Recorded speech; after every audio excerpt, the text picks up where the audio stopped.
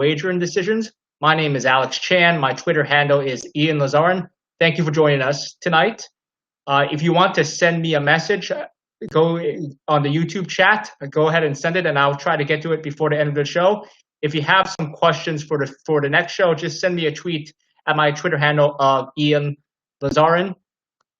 We'll be talking a little bit about the BetQL model today and how it's done.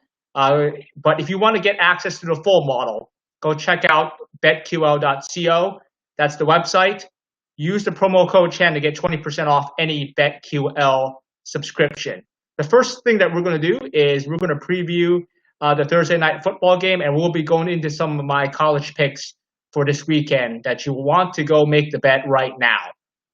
The Thursday night football game is the Bears and the Buccaneers. The Buccaneers are 4.5-point favorites with the over/under set at 44 points. Now, on the surface, this seems like a steal. It seems like a lot of sports bettors are going to be rushing to the window to go lay the points with the Bucs at 4.5. Both teams are 3-1. The Bears are coming off their first defeat of the season against the Colts from last Sunday, while the Bucs have won their last 3 games after losing their opener against the Saints. This game is a lot closer than you would think. I know the records are the same, but the Buccaneers appear to be on the upswing, while the Bears certainly looked pretty horrible against the Colts on Sunday. But I think it's closer when you look at the metrics. The Bears are averaging 343.25 yards per game. Not a particularly impressive number, but then again, the Bucs are only averaging 371.5 yards per game. I think yards per game is one of the key metrics that I look at when I evaluate an NFL game or an NFL team or compare NFL teams. I know some people will say yards is not the best statistic because yards don't mean anything unless a team can punch it in, teams are capable of turning it over in the red zone. But I think yards give you a good overview of how a team can play when there are no freakish incidents like turnovers or anything like that. I know turnovers are part of the game, but I'm not sure if you can cap for turnovers since there's a certain degree of randomness with turnovers. So I like to look at yards per game as a way to compare teams. And from the first 4 games, these 2 teams have been pretty close in terms of yardage, and that certainly surprised me. I was originally going to this game thinking that yes, the Bucs are a steer or a steal at 4.5. I mean, the line has moved towards the Bucs. If you have the BetQL app, you'll know that the line opened at Bucs at -5, but it's been moving in the other direction for the Bears. And some people may be seeing the same thing that I'm seeing, which is that these 2 teams are pretty close on the metrics. One thing that may be hurting the Buccaneers metrics a little bit is that Tom Brady has thrown 2 pick sixes in the first 4 games. He threw a pick 6 against the Saints. He threw a pick 6 against the Chargers last week. So perhaps that's impacting the Bucs' point differential and their yardage, as well as they've given away 2 possessions that led to 2 opponent scores.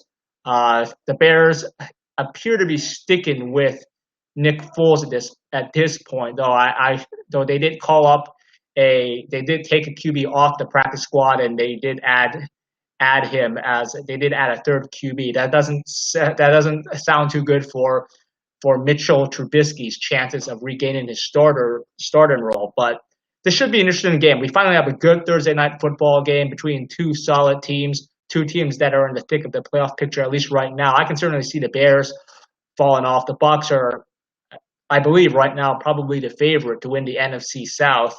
Brady has played well for the most part, though he's had some of the same issues that Jameis Winston had in terms of really costly interceptions. But this is a game I probably will end up laying the points with the Buccaneers.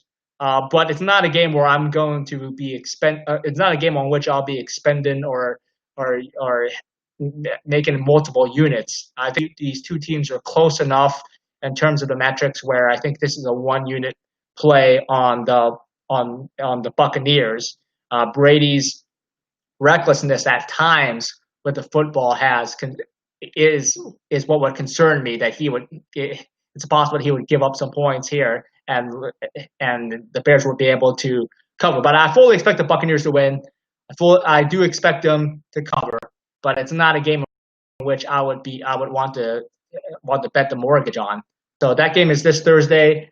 That game is this Thursday night. We're going to preview some college games that I think you should place wagers on right now. But if you want to find out what the model has to say, you can go subscribe to BetQL. You can get 20% off any subscription by using the promo code Chan. Chan's my last name, so it's pretty easy to remember.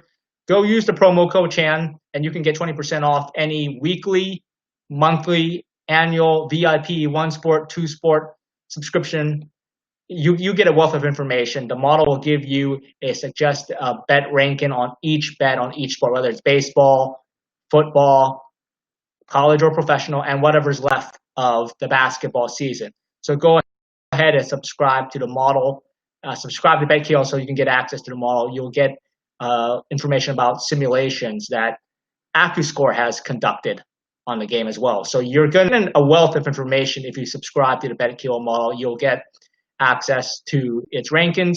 You'll get access to line movement. You'll get access to how the professionals are betting. You'll gain access to how the public's betting. You will gain access to another entity that conducts and runs simulations of the games. So certainly subscribe. Use the promo code Chan.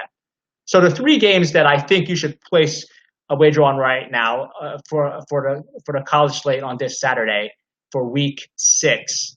The first game is Missouri and LSU, and I think you should lay the points with LSU at 20.5.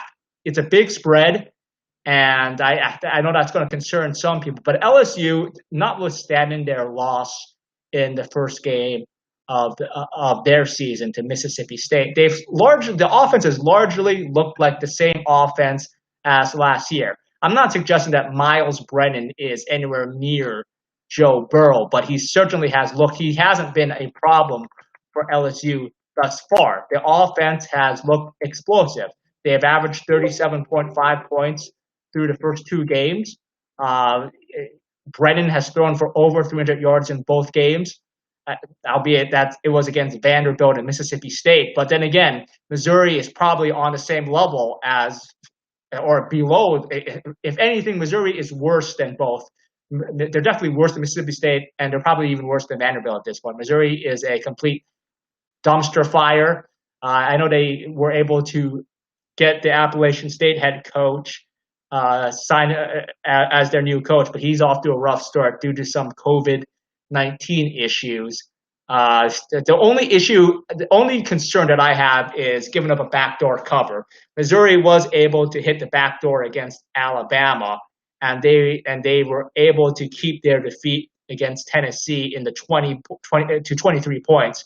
So the backdoor cover does concern me to a certain extent, but LSU has some ground to make up thanks to their opener loss against Mississippi State. If they want to have any chance of making an elite bowl game, they're going to have to start blowing out some teams, and this is one team that they're going to blow them out pretty easily. LSU can name their score, and I think Coach O is going to want to inflict some punishment on Missouri just because they're going to need to, given their opening loss. They don't have the luxury of winning games by low margin, so they'll need to make their wins look more impressive from this point forward. So the first game that I would recommend that you lay the points with is LSU 20.5. Get it right now before the line moves more in LSU's direction, which I expect it will. The next game is Kansas State and TCU. I am suggesting that you take the points with Kansas State. I know that there's concern. The total in this game is 50.5 points, but I don't think there's much value in the total. I think the value is on the side. And the reason is I know that people are concerned about Skylar Thompson's injury. Skylar Thompson is Kansas State's senior quarterback. He left the Texas Tech game due to a pretty vicious late targeting hit. He was unable to finish the game. It's unclear at this point from the news reports that I've seen whether he'll start or play in this game, but I would expect him to. I think that the line is going to move in Kansas State's direction if you wait for confirmation of Thompson being able to play. So I think you want to get the most value you can get right now is if you take the points with Kansas State at 9. if you wait for Thompson to be confirmed, I don't see how this line's not going to move towards Kansas State. I mean, TCU it had a big win against Texas last week, but TCU has only won a conference game by more than the current spread twice in the last two seasons. And this is going back to the 2018 season, the 2019 season, and then the first two games of this season. TCU, Gary Patterson's definitely has run a successful college football program, given what he has to work with at TCU. But when they win, they don't win by very much.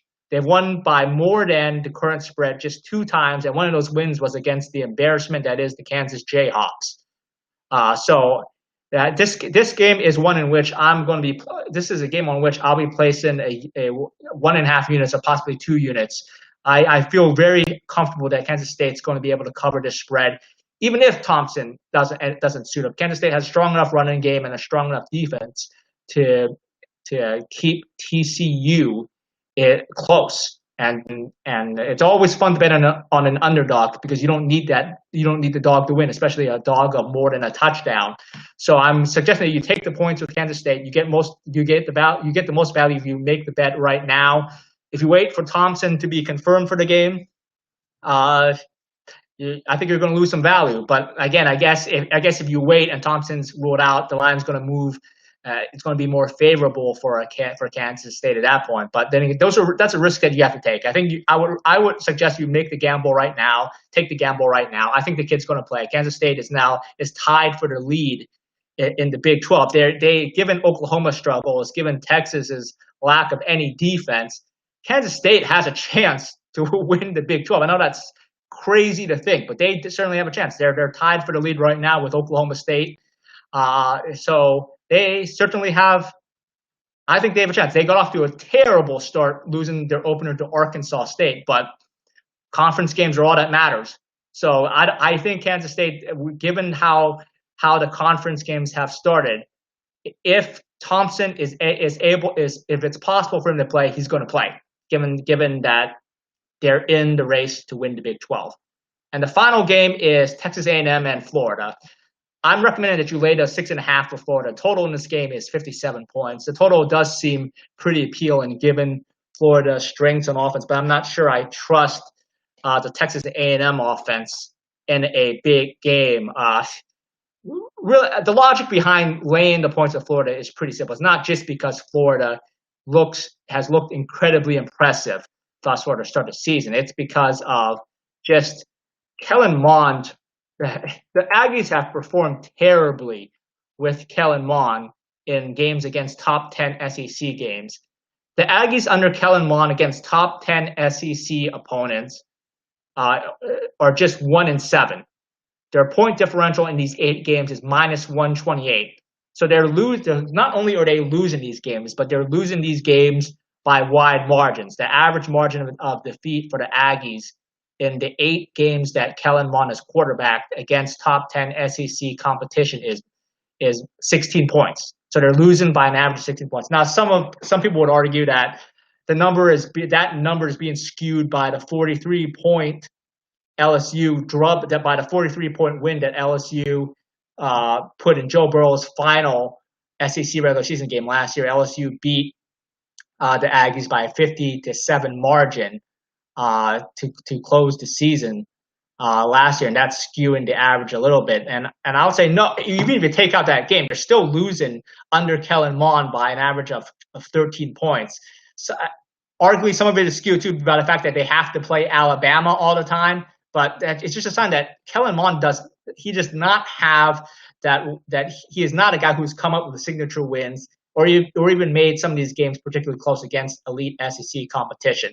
I think it continues this Saturday. Kyle Trask is playing incredible football. He's certainly a Heisman contender right now. I don't see any reason why it won't continue. Lay the points for the Gators right now before the line moves against you. So lay the points with the Gators for this Saturday.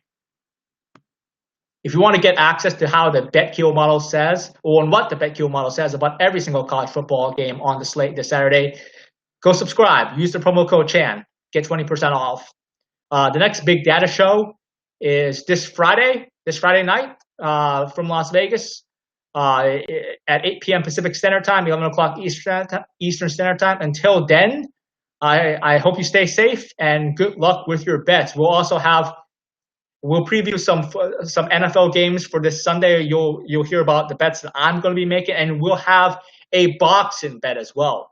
A boxing bet, yes. But until then, again, stay safe and good luck for your bets. Thanks, guys. Thanks for joining us.